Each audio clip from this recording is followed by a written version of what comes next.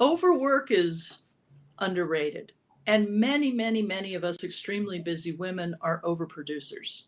We're Yes. extremely busy because we have not yet understood that good enough is good enough. I mean, for me, my old tape was, and I'll get to that question about professional support. That's a really good question. But for me, the tape was, always overdue because you got to work twice as hard as everybody else because you're kind of flawed. Yeah. That was what I Not good thought. enough. Yeah. Just Oh prove my yourself. God. It turns out that's so wrong. It's so wrong. Not true at all. What is true is I was actually presenting a pretty good body of work to the world. Welcome to Onward Live, a live stream focused on encouraging you to create a life you love living now. Let's go beyond success to significance. Being clear on our why is crucial. It requires doing the inner work, finding ourselves, getting to know ourselves, embracing our inner child, shedding social conditioning, and letting go of perfect. We know obstacles make us stronger. We can dream big and take action. Believe you can, and you're halfway there. I invite you to tune in every week and engage with me and my inspiring guests. Invite your friends. Let's make time for what matters most in our lives. Let's move onward together. Hi, everybody. Thanks for joining me tonight. And I'm really excited to bring my guest, Suzanne Falter. We're going to be talking about self-care for extremely busy women. And it looked like a lot of people said they were going to come tonight. I know that maybe they were all extremely busy and couldn't make it right now, but I see that there are some people watching. So if you could post a comment and let me know where you're tuning in from, that would be great. And hi, Nikita. Thank you for watching. And so tonight, this is what we're talking about. Like, if you're an extremely busy woman, how do you take care of yourself? And actually, for me, I thought that once I retired, I would not be extremely busy and that I would be easily able to take care of myself. And it didn't happen automatically. It's like I thought that my job was keeping me busy. And then I had to really look at myself. It wasn't my job, it was how I was reacting to the job, the thoughts I had about the job. And so looking at ourselves, I think is really, and for those of you who don't know me, my name is Emily Harmon. I'm the host of this Onward Live show, and then I repurpose it into the Onward podcast. And I'm a retired executive with the Navy, also a retired naval officer. And just a few weeks ago, I became a certified professional coach, and I'm definitely living a life that I love living now. And I hope you are too. And that's why I bring guests like Suzanne on to talk about how they're living a life that they love and some of the tips they have, and we can all learn from them. I've done almost 200 of these shows, and I have learned from every single one of my guests. So Suzanne, I'm getting ready to bring her in. Suzanne is my guest tonight, and she discovered the healing power of self-care back in 2012 when she lost her daughter, Teals. And I'm so glad that we met, Suzanne. I'm excited to have you here. Oh, thanks. Thanks, Emily. Thanks for having me, and congrats on getting the certification. Yeah. That is big stuff to be a real coach. So Yeah, it really way to is. go. I did some sessions with my roommate from college about a year ago. And then today I coached her on something and she's like, wow, she said, you were a good coach a year ago, but I can really tell that you're a Well, good coach. And it felt good to do that, yeah. to help her. I think your background makes you particularly suited to be a coach because, you've told me a little about what you did in the service. Mhm. It's important. Anyway, thank Tell us you for about having you. me here. Okay, so I am ostensibly the self-care expert, and the hilarious thing about it is I had terrible, terrible self-care for decades, which could be why it became a focus for me. And essentially, I had the bottom drop out of my life in 2012. I had been working, 14-hour days as a marketing coach and really burning out, and had to close my business down because it just was completely overwhelming me and my business partner. And we put the whole thing away. We said, okay, we're just going to go separate directions and do something different. I really didn't know what it was. I had a little money in the bank, which was great. So I was just going to stop and try to get a grip. I was also in a really dysfunctional relationship, and I had just moved in with this person when the relationship ended. So I suddenly lost the new home, and I was I was basically reduced to driving around the Bay Area with my belongings in my car, trying to figure out where I wanted to live, because I was kind of new to the Bay Area. I didn't really know anything. I had just gotten a car for the first time in the city. I knew I didn't want to live in San Francisco because I'd tried that and I didn't care for it. So here I was with this life suddenly empty of all of these major pieces. And my daughter, Teal, who was 22 at the time, had come to live in San Francisco to be near me. We had moved from the East Coast, and she'd gotten her own place, and she was finding work and, settling in. And I took her to dinner one night, and a couple hours later, she was acting a little weird at dinner, but I didn't think about it too much. And a few hours later, I got a call from the hospital that she was in critical condition, that she'd had a cardiac arrest. 2, in fact. And when I got to the hospital, nobody knew why this had happened.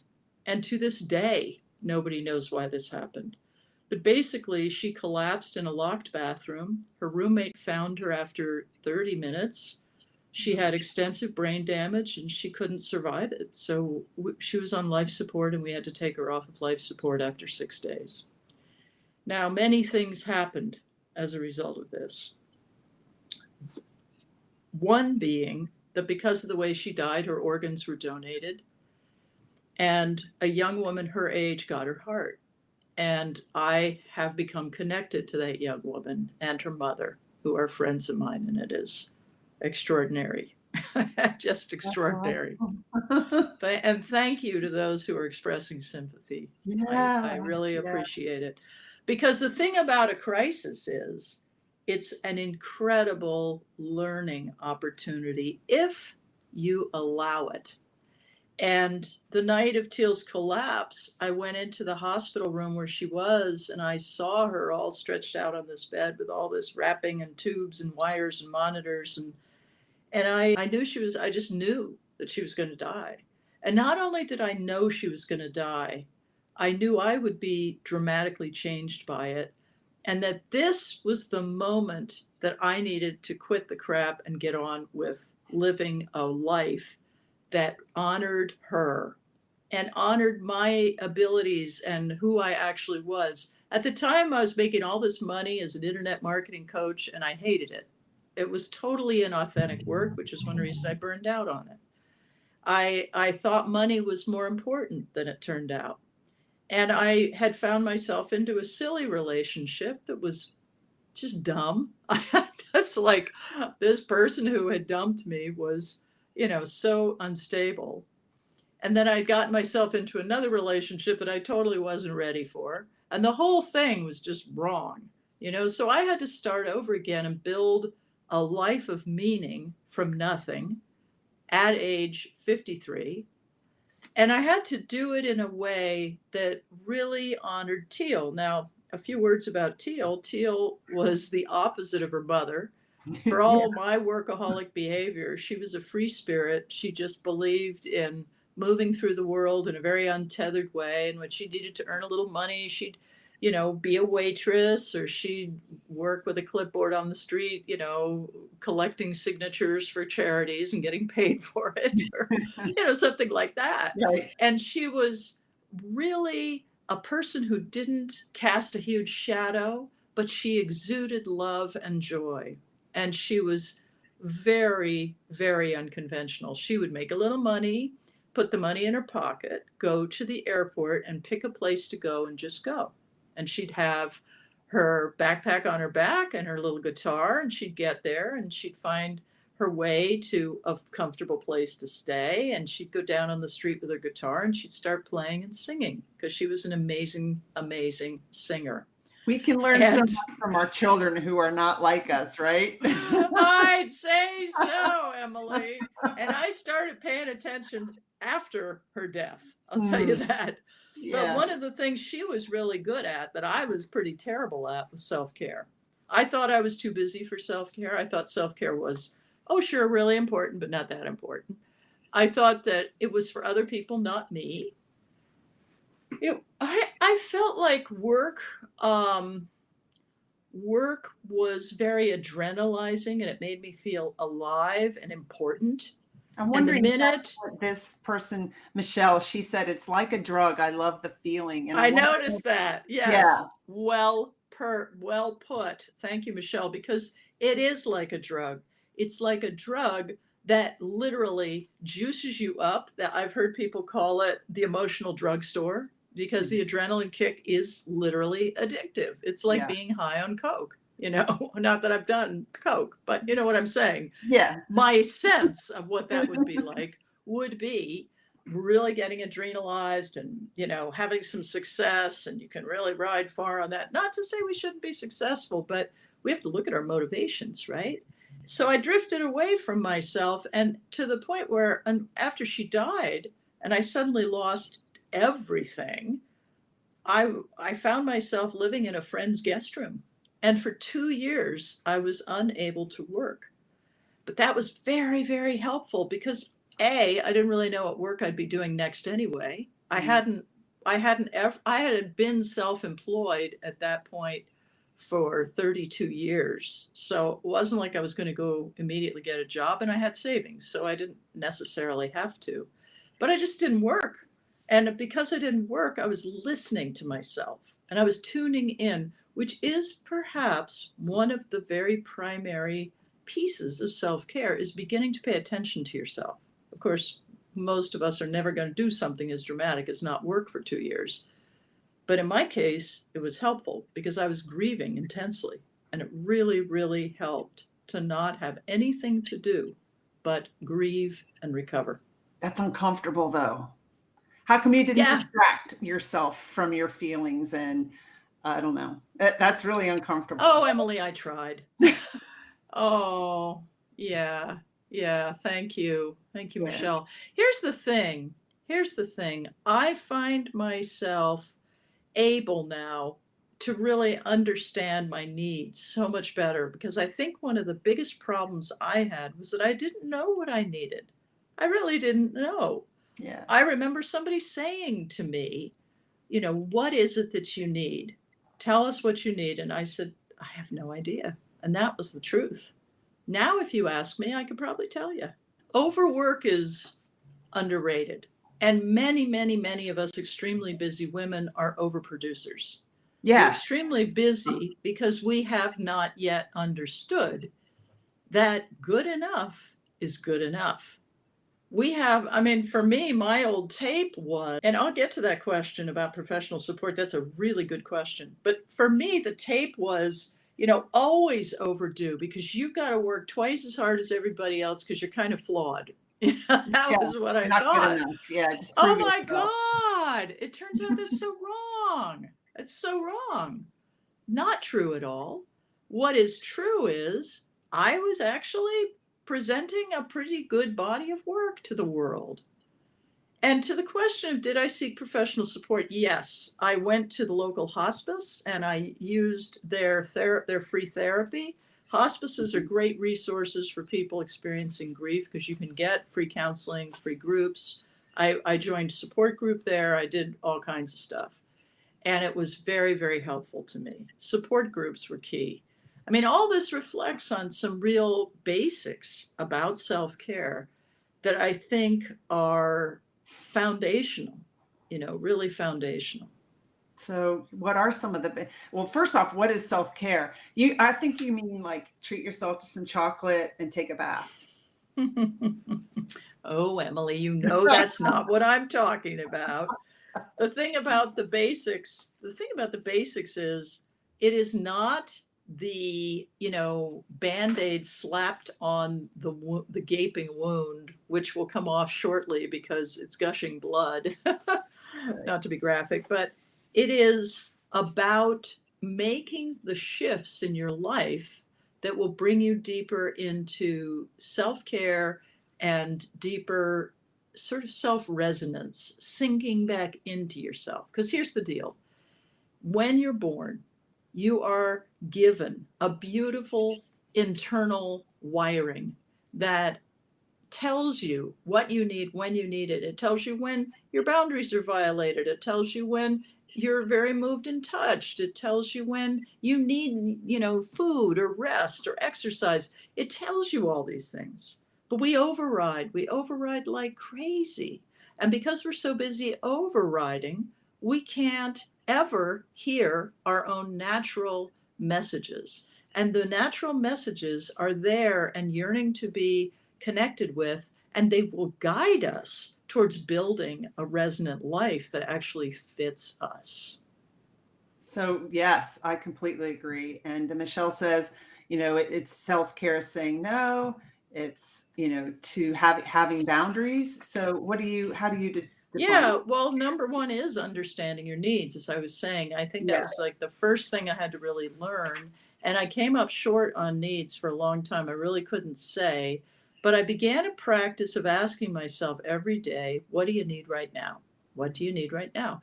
And, it's like a simple little question, but it's very, very, very great question to ask yourself. And when you do ask yourself that, you find little messages will drop themselves into your consciousness.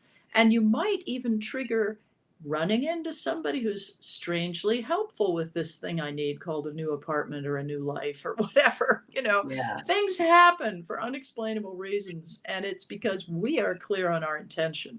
And I'm sure, Emily, in your work, intention is a major, major thing, right? Definitely. Yeah.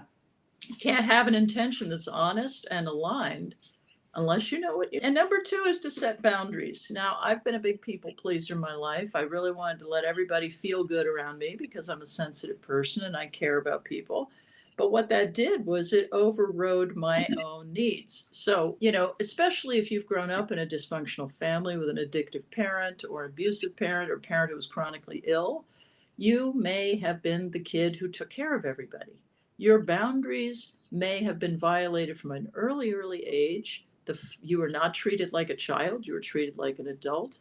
Or you may have been transgressed in other ways, and you may have poor boundaries as an adult. Or you find yourself unable to say no. A perfect example of this is working for an employer who expects you to stay late every day because it's just part of the culture. Now, I worked in advertising where work begins about 5 p.m. And back in the day, we worked in ad agencies, and you were expected to stay till 10 and eat pizza every night, and overwork for 12 hours a day or more. And it was just insane. It was a crazy, crazy way to live. But we were always afraid to say no because we were just like junior copywriters or whatever. Yeah. So, having firm boundaries at work and at home, being able to firmly request that people do not do things they're doing that naturally bother you, that really, really get under your skin, or that make it difficult for you to meet your needs, that's really important. And number three, which is kind of a corollary to that, is to ask for the help that you need. It's so easy to just believe you don't need help. That was my story. My story was, I'm fine. I got this. Don't worry, I got this. Oh, no, it's fine. I was I was working so hard that I couldn't see myself coming or going. And I really thought that I had to do everything. Right.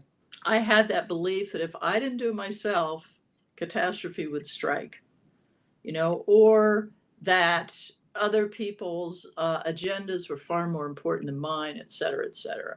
And we're not supposed to be here to live a life that is fine.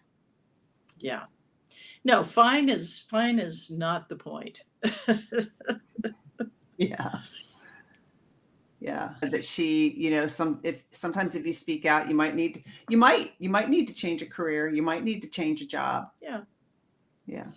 Yeah. I mean, that's the thing. It's like most of us are very change resistant because what we have is comfortable. Even when it's painful, it's oddly comfortable. And I believe Thich Nhat Hanh said, the beautiful Vietnamese Buddhist monk who recently died, he said that we choose discomfort because it is comfortable, because it is what we know.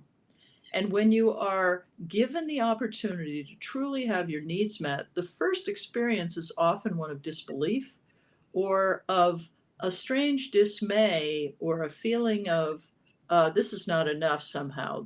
I'm suspicious of this, or I feel guilty about this. I can't tell you how many extremely busy women feel Guilty. Yeah. guilty around self care. Yes, for sure. Yeah, I mean, it's really important to be able to be present with what's happening and tell the darn truth about it. Because then you get to number 4 on my little list of basics, which is to take action. But you can't take action until you really realistically have assessed what's going on. If you're in a chronically stressful job or relationship, you need to be honest about it.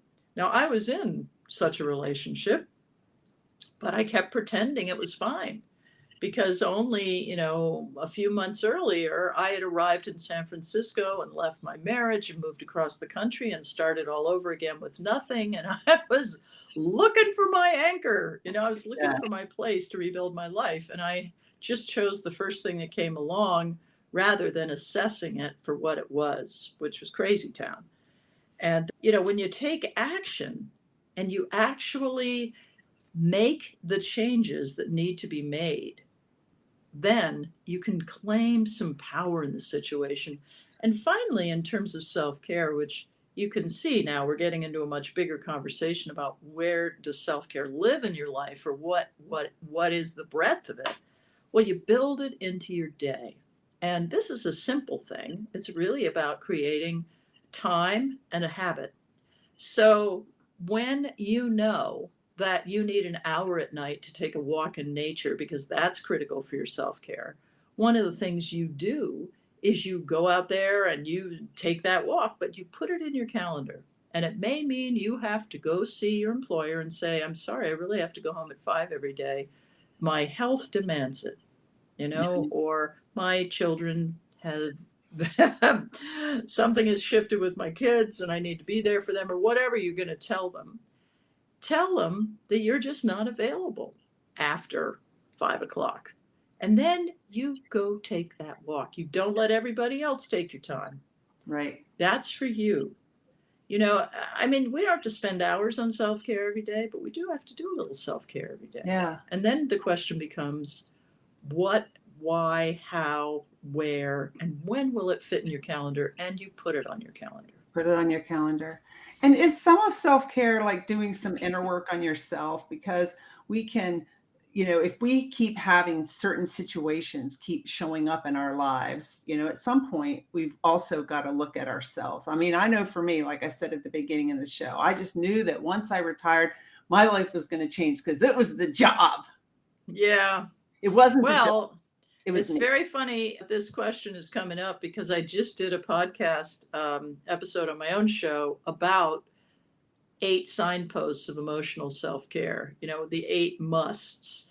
And those signposts of self-care, emotional self-care, are very much about, creating this container for the world so you are not at the world's beck and call, and having some perspective. Good emotional self-care, which can be as inwardly focused as forgiving someone you're no longer speaking to. It doesn't mean you have to call them up, but just you release that. You release that resentment. It might mean journaling your way through some old trauma. It might mean learning how to stand up and make a request.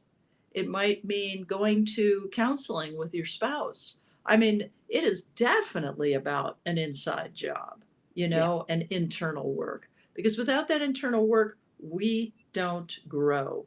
And one of my personal purposes in this life is to all of the work I've been doing for 40 years now as a writer. And gosh, my first podcast was 2005. So I guess that's almost 20 years of podcasting, has been about helping people to grow in the ways they're meant to grow. because that is what life is. Life is a growth experience. Yeah, I've got Period. this little pin here that says, it says, easy doesn't change you. It's just sitting here. I don't know No, where I got that's it, but right. it doesn't, Yeah. and yeah. And so this is your podcast, Self-Care for Extremely Busy Women. Oh, thank you. Yeah. Thank you. So if people Yeah. want to tune into that and listen to it. So this is more than time management, right? Yeah. No, that's the thing. And that's the very first chapter of the book is about why this isn't about time management, because you cannot time manage your way in a dysfunctional life back to better self-care. You can't, go home to the broken relationship and hope tonight's the night it'll change. You can't, continue to overwork for the overly demanding boss, figuring you'll just get up at 5 instead of 6 so you can fit in self-care, because then your self-care will not be effective. It's going to be effective when it's put into practice. And a great deal of self-care is about taking the steps you need to take to build a life that works for you. Yeah. I'm sorry to anybody who came on this broadcast hoping for quick tips. It's not Because quick and there easy. is one quick tip, and the quick tip is ask yourself, what do I need right now, and am I getting it? And see if how you do know I the get it? answer. And see if you even know the answer. Right. Because I'd say the very first thing after that to do is start giving yourselves 20 minutes of downtime every day where you do literally nothing. If you're And busy, you you may don't have time find for you that. need to cry. You need to sit there and sob for 20 minutes a day, You don't have time for that. If you're really busy, how do you have time for that? Oh, you just make it. You have to take it. You see, part of the reason I wrote the book and created the podcast is so extremely busy women begin to prioritize themselves. So they Yeah. begin to understand that they are worth it, that they are worth it. That's where we fall apart. We begin to believe we're not really worth it. We're just kind of, making time here, kind of hanging out, going through life, and other people are really worth it, but we're not as worth it as other people. Big flaw in the thinking there, because until you claim your space, you cannot be effective. I think one of the things I really love to talk about, and the subtitle of the book is To Do Less, Achieve More, and Live the Life You Want.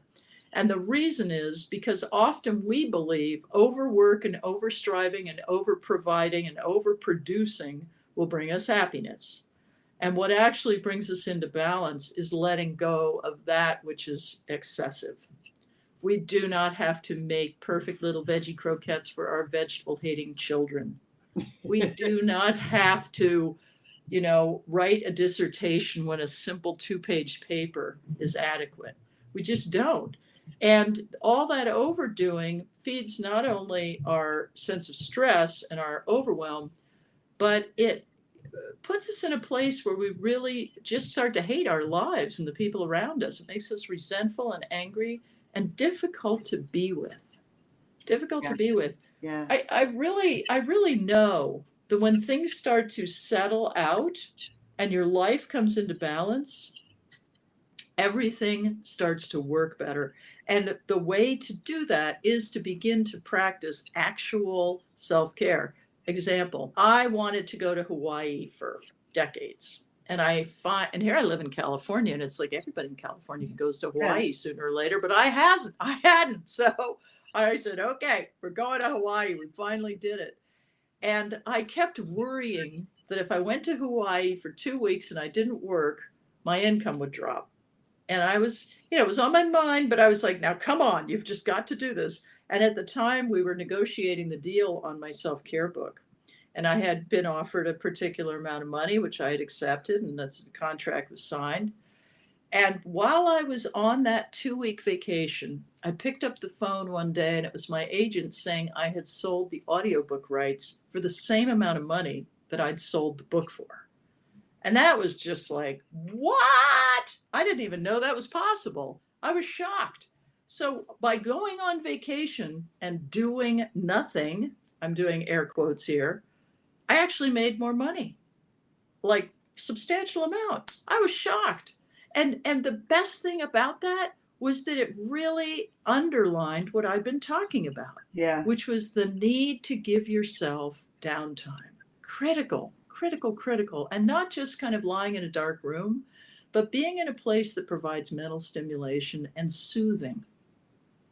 Soothing is very important. That is so true. I have learned that too. I was working with a coach about a year and a half ago, and she's like, well, what if, Emily, your life could be more, you could feel more in flow, which is when you don't even notice time passing because you just love what you're doing. You could feel more in flow. You wouldn't be pushing and working hard, and you'd get more done and make more money and, find more clients. I'm like, is that even possible? And it sure is. It's like, but you have to have the faith in yourself and the faith in the process, the faith in the laws of the universe that that's what's going to happen. But there's so many people like you that can share a story like that. I was just talking to my yoga instructor, Kashi, and she was telling me that she had gone on a 7-week vacation and she had the same concern. How can I leave my business for 7 weeks? Where's the income going to be? And when she came back, she'd made more money than if she had not gone on vacation. Oh my gosh. I just love that because the truth is, it's all about being present to what our needs are. What our needs are. Mm-hmm. And, I have a little bit of belief in magic. I think that when you tune into your needs, the universe shifts a bit and says, okay, we'll give that person a break. It's the relentless pounding and slaving and worrying and pushing and the negative inward spiral that goes on, where you start to really slip from a positive place into deeper and deeper anxiety and despair. That is what erodes our self-care. And that's when self-care really is needed. And it's the self-care of rest, of stopping and doing nothing, of, like I said a few minutes ago, and I see some of you picked up on it, downtime and soothing. Mm-hmm. And soothing can be anything you want it to be. I mean, when's the last time you consciously created a soothing experience for yourself? I'd love to see any texts on that. Especially if you haven't even thrown in a text in this conversation. When is the last time that you created an intentionally soothing experience? And I'm curious to know if people want to share what that was, because self-soothing it's like knowing what your needs are. For me, I find it incredibly self-soothing to bake or to make a beautiful pot of applesauce or pear sauce, or to make some fun dish in my Instant Pot. I'm a cooking nerd. You definitely are. That would not be soothing to me. I know. Other people are like, you're crazy. It would be soothing. Yeah. But I feel in control. I'm like, this is my command center, right? Oh, cuddling with your dog. I just did that today. I've got a German Shepherd puppy who's like, would like to climb on my head. But yes, I hear you about that cuddling with my dog. I like to just sit on the couch with my dog, cuddling with her, and then having a cup of hot tea and reading a book, or just meditating or listening to quiet music.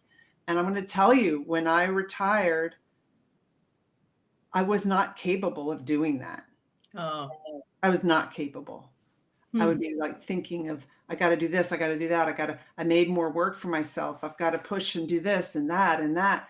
And I didn't know. I used to go camping actually with my kids when I was a single parent. I would take them camping on the weekends. And I really was able to relax when I did that. Yeah. Because I didn't see the laundry, didn't see all this stuff. And then that had to be done. And then I was talking to a coach about this, and she said, you can find that peace even in your house. You can create that. And I didn't know that I could, but I can now. I can relax in my house. But I mean, I'm telling you, I was like really, thought that this would happen naturally, and it didn't. I had to work on it, but I'm so glad. I think that's real interesting, your comment about the camping. There is research that 20 minutes in nature, in a park or any place like that, 20 minutes is the equivalent for relaxing your central nervous system of 2 hours of walking or being in a city environment. Wow. Because, Yeah. the Japanese have a whole ritual they call tree bathing, forest bathing, Yeah, forest and bathing. walking through the forest. There is something there. And I go into we have beautiful parks here in Oakland, and there's one, the Redwood Regional Park, and it's just filled with old redwoods. And you go down these trails along these creeks and things, and you don't have any idea you're in a city. And my whole system just Yeah. really relaxes. And can So, you do that without like music blaring in your ears or listening to a exactly. book? Just Simple. touch the tree, feel the energy from the tree. Keep Just it see what simple. you can That's notice. right. Keep Yeah. it simple. Yeah. I always felt like I had to be doing more than one thing at a time, Yeah. I've come so far. Yeah. Well, and that's another thing is we instead of having sort of self-care activities in our life or emotionally present activities, we are always under the pressure to engage with 18 forms of information coming at us all the time. Yeah. And the degree to which we're on phones and screens is pretty unhealthy generally. That's cross society at this point in the US and I'm sure elsewhere. And what that does is it distracts you from yourself. So you can't hear yourself think because you're too busy, reaching for your phone first thing in the morning as soon as you open your eyes, or compulsively checking news feeds or social media, or, okay, Wordle is pretty quick, but I've got to play Wordle or I'm not a complete person every day. It's very, very important to remember that all of this information impacts us, and we are particularly inclined to multitask, and both social media and multitasking are heavily stressful to our nervous systems. So I did a show on my podcast with a doctor named Dr. Sharon Abramowitz, who's a psychiatrist, about how to care for your nervous system. And she's also an integrative doctor. And she said one of the things she really recommends to her patients is to drink really good quality chamomile tea at the end of the day. Just simple things like this, beautiful. Yeah. So, your dog hates it when you work. Yeah, that's kind of challenging.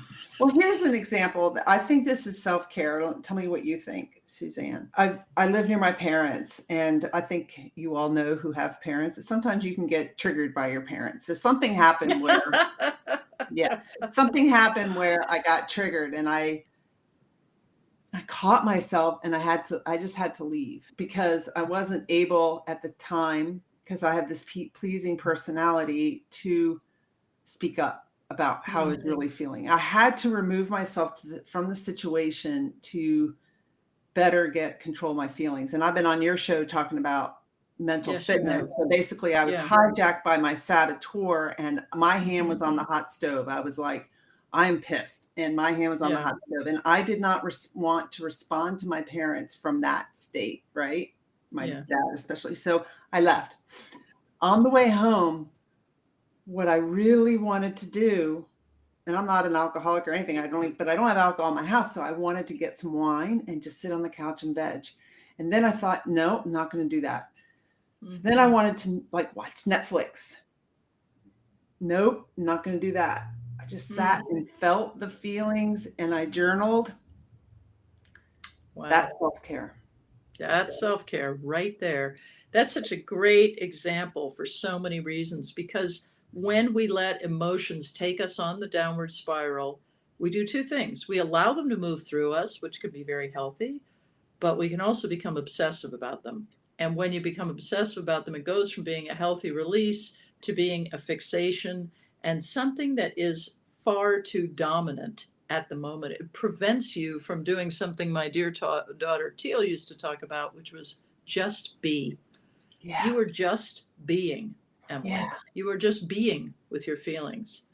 And this is what I meant about distraction. That's a perfect example because, reaching for the Netflix and the vino is convenient. And we live in an ever more stressful world every day. I mean, proverbial historic screws are being turned all over the world. So we are becoming more and more and more stressed by what we read in this relentless news feed that is the internet. So, and by the events themselves, of course. So I just want to really stress that self-care is removal sometimes. And Mhm. when you are in a situation where somebody is verbally abusing you, or you feel unsafe, or you feel you're uncertain what to do, removing yourself is a darn good place to start. Yeah, Because then you can hear yourself think. Sitting down with your journal, just fantastic. that's what I've I do. journaled my way through many, many, many moments where I felt, there was conflict with somebody and I really had to get clear on what was the right thing. And your guidance is always there. It's waiting for you to tune in. You just have Yeah, to, tap into it. And right. sometimes that's talking to a friend, sometimes it's journaling, sometimes it's meditating. And then what I did is I wrote up what I wanted to say, because as a pleaser, I sometimes just retreat and I withdraw and I'm quiet. And the pattern would be to see them again and act like everything's fine, and it's never Yeah. addressed. And so I went back 2 to 3 days later. It took me that long, and I still wasn't completely in a compassionate mode, but I went back to talk about my feelings about it because I was leaving on a 2-week trip and I didn't want to leave with bad feelings, but I expressed, why I did what I did, why I reacted the way I did. I took responsibility for my reaction and my feelings, and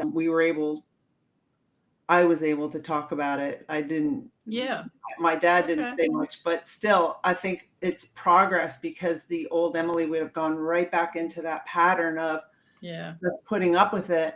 And that's a boundary. I'm not going to go into detail what it was, but it's just the way he reacted to something I said. And so that hurt me. I felt hurt. Yeah. And I'm just telling you that I felt hurt. And before, I would have just shoved those feelings under the rug. That's a huge step for me. It's what I love about it too is your clarity on the importance of it. Even if you didn't get the big apology or the big response or whatever we might be looking for, doesn't mean that wasn't a personally helpful experience. Yeah. So I really acknowledge that. I want to call out a little comment here from Nikita, who said, I meditate every morning and walk daily to Girl Trek, which sounds like a really cool podcast. Yeah. Don't know it. But what I want to say is it sounds fun. And I have a whole chapter in my book on the importance of fun because Mhm. fun is underrated. Yeah. We're Fun allowed to have is fun. critically important. There's actually a guy who has a guy, well, he's a medical researcher, he's a doctor, and he has created an institute that studies the impact of fun and leisure and recreation and why these are important and how they impact your nervous system and your wiring. And of course, we take fun for granted. Like, I'm going to get to fun eventually. I'll go out and drink a lot with my friends. That'll be fun. It might be fun, but often fun is many types of things.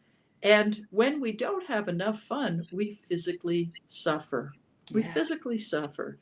I mean, is your vacation that you're planning something fun? Are you doing a dutiful visit to some elderly relatives and you're really there to take care of them while they're in surgery? Not fun, right? So Right. get yourself some fun at the same time, whatever that may be. I love that. And I And was going to yeah. ask about like accountability with another friend that's maybe trying to practice self-care, working on practicing self-care at Oh the same yeah, time. buddies. Yeah, buddies. I've Yeah. got a swimming buddy. My next door neighbor, we share a fence and we go swimming twice a week. And I want to tell you, she got me into a swimming pool that is so beautiful that I didn't even know existed near my home. An outdoor pool. I'm swimming in the sun. It's so great. And because she's there, I have to kind of show off a little and like swim more than I would if I was just by myself, right? That's the other thing about the buddies. They make you show up. She's like, I know, I'm doing that too. So great. We have such a good time. Laughter Heals Network. I love that Oh, title. Yeah. Yes, we have to have fun. So how do you keep it going? I mean, like, it might be you're able to like say, I'm going to do this and you have great intentions. How do you mhm. keep it going? I have various little systems built into my life, and I recommend this to people. I have an accountability buddy who I email every morning, and I tell him my work tasks I'm going to do, but I also tell him my self-care tasks. And I notice that when I don't do my self-care tasks on a repeated basis, it's because I am feeling guilty or like I can't possibly fit that in. And I have, definitely got some stress in my life at times. And I have to be very clear that I deserve self care and that I deserve to take time for myself. These are things that really are important. And, obviously we're talking about it for a whole hour here, so you get Yeah. the drift. But the point is that when I get off track, I get back on track. Oh, you And don't you beat yourself allow up. yourself to make a few mistakes. And the Mhm. other thing you do is you learn to experiment with all of this because we may think, oh, great, I know I'm going to want to be in, ballet bar exercises because I love ballet bar, but you haven't been for 30 years and you get into ballet bar and it's the most excruciating thing you've ever done in your life. Sounds like Okay, you're probably speaking from not now for ballet bar, you speaking from just experience. nah, I'm not getting into that, but I'm gonna say it was a bunch of very young women and me. So I what I notice is when I hold life as an experiment, like everything's worth trying, you know, going to Italy for a vacation, worth a try. I might love it. I might be overwhelmed by the language issue for me if I don't speak Italian. We give it a shot. And it doesn't matter if it isn't perfect or if it isn't great or it isn't what we expect. What matters is that we took a dive in and we experimented with it and we learned so much, Mhm. right? Yeah, I love that. And you've got a Facebook group too. I'm going to put the link up here. Oh, yeah, that Self-care for Facebook group is extremely really busy women. interesting. It's a lot of women, 55,000 now, and they all came together in the most magical way. It had been this group that had steadily built over about 3 years to 10,000. And then one morning I woke up and 2,700 people wanted to join it. Oh my And God. I had no idea why. They just were there. And they weren't one person 2,700 times through some tech glitch. And it wasn't 2,700 fake profiles. It was 2,700 extremely busy women who wanted self care. And in they came. And for about 6 weeks, in about 6 weeks, we had 100,000 women who wanted to join this group. And I had to rush out and suddenly bring in a crew of moderators and really learn very quickly how to manage this. And in the end, 55,000 we led, well, 45,000, and they have stayed. And it is a beautiful group full of women who help each other with deep and vulnerable questions. Sometimes it's about how do I set a boundary with this guy at work? Sometimes it's about where should I go on vacation on the East Coast? I mean, it's like they're picking the broader context for self care. Yeah. And often people are talking about why do I feel so guilty or, really reassuring each other about the validity of wanting self care in your life. Oh, I love that. I mean, I think it's important to realize we're not alone. We sit there and No. think these thoughts and we think, oh, if I share that, will people think I'm crazy? And then you share it and 10 million other people say, yeah, I thought the same thing. So we're not alone Yeah. for sure. Yeah. No. Yeah. So So, anyway, if you would like to join the Facebook group, there's a link there, and you just mhm, drop in that you found me through Emily, and you'll come. that'd be great.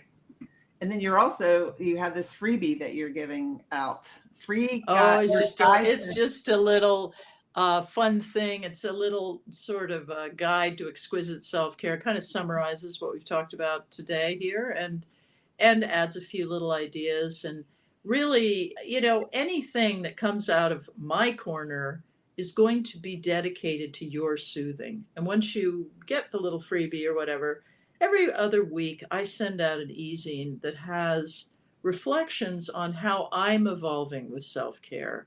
which is something, I've been working on this now for many years, and it is a really awesome growth process. And of course, it includes links to the blogs and the podcasts that I do on a regular basis. And it's just fun and joyful to really give yourself a life of happiness that you design, that you create, that you get behind and make very much your perfect situation.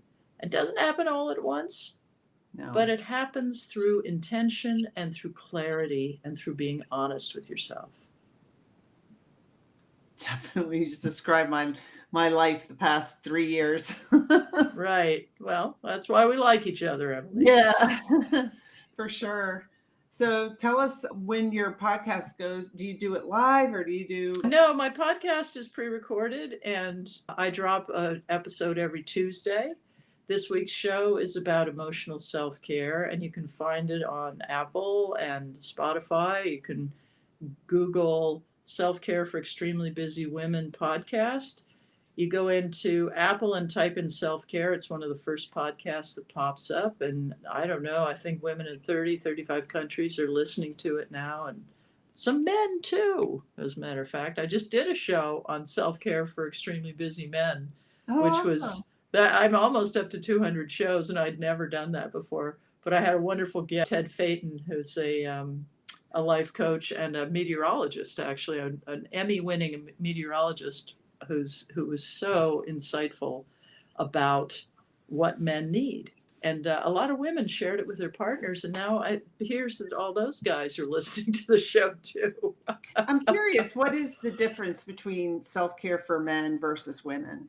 Well, it is what you might think, which is that men are reluctant to really admit they need help with self-care because men are supposed to not have needs.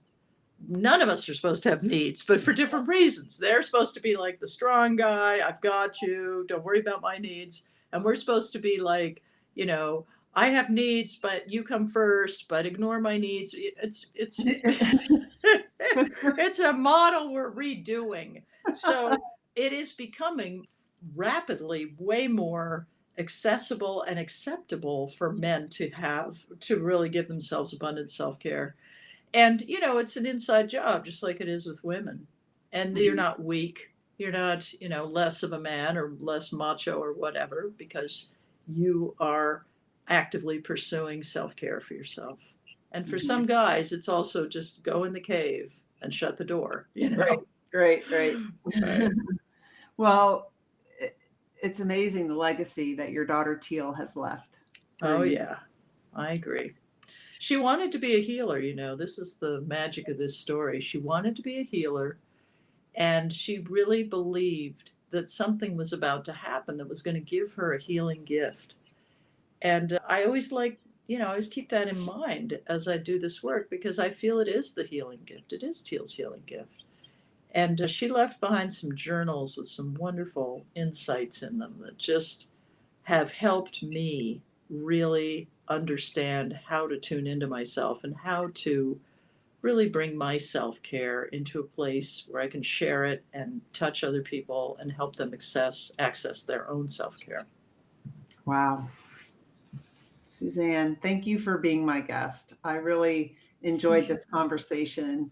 And thank you to everybody who participated. Hi, Maria, Michelle. We had Donjette in here earlier. Nikita. Yeah. I might miss somebody, but I appreciate everybody that tuned in. Sylvia. So thank you guys for watching, and please share. This will be, on wherever you're watching it, it's a permanent link to this show. So share it with others who were too busy to attend.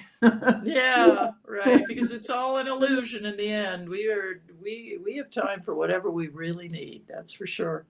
And thank you all. It was wonderful to meet you through this platform. And thank you, Emily, for a great. Thank you all for watching. I really appreciate it. And I'll be on live again next week. We're going to be talking about meditation. This guy's going to be amazing. Although for some self-care, I am going to be taking several weeks off this summer and not publishing a podcast. It's like, oh my gosh, how could I do that? Are my viewers going to still come? Are people going to still support me? Are they going to forget all about my show? So I'm saying, no, you guys aren't going to forget about the show. You guys will support me in practicing self-care and taking some time off so that I don't have, I mean, I love doing these shows, but I also want to have like a couple weeks out of the summer where I hang out with my grandson and my son and my daughter, and I don't worry about taking a shower and putting on some kind of nice shirt for an interview. I'm just going to take a break. So it's a little scary to me, to be honest, but I'm doing it. And you guys can do it too. Let's all practice self-care together. All right. I'll see you next Wednesday night at 7:30. Onward Live is sponsored by Emily Harmon Coaching and Consulting. Visit my website, emilyharmon.com, to learn more about me and my coaching programs. I'd love to help you create a life you love living. Remember, every adversity is our own personal university. Sometimes the lessons are difficult, and we must learn from our experiences. Vulnerability is your superpower. You are lovable and worthy.